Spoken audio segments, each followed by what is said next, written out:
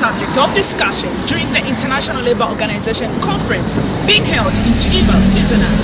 The African Regional Labour Administration Center has observed that this particular problem needs urgent attention and it seems poses a challenge on ILO member states to seriously tackle this matter.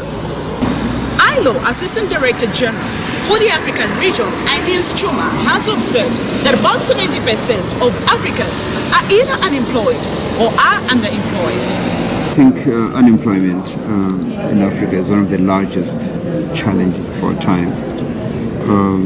Part of it is because it affects young people. As you know, African populations are very young. A very significant proportion of Africans is really young people, probably below the age of 30. Some people estimate as many as 70% of the population is under the age of 30. Now, you can look at it two ways. One, you can regard this as a tremendous resource that needs to be tapped to support African development. But you can also have to be mindful that unless we make deliberate investments to provide employment opportunities and decent work, this large number of unemployed, restless young people can, pose a threat to the stability that we enjoy. Labour Minister Faxon Shamenda underscores the importance of being part of ALAC as it helps his ministry in capacity building. We are able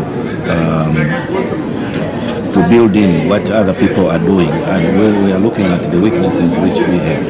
For example, since we don't have a full-fledged labor college for ourselves, so one, it keeps the people who are going to participate in those areas the exposure. Zimbabwe's Labour Minister, Nicholas Goche, who is also ALAC chairperson, says there is need for coexistence if ALAC has to achieve its obligations. We need to work closely together. We need to harmonize our policies together so that we can achieve the kind of social development that we need.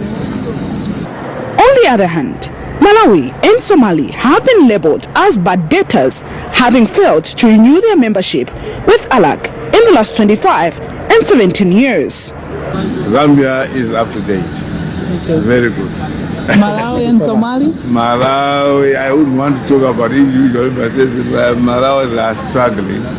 And Somalia, I've been authorized to say Somalia, they are no longer a member of ALAC because they are in arrears for 20 years.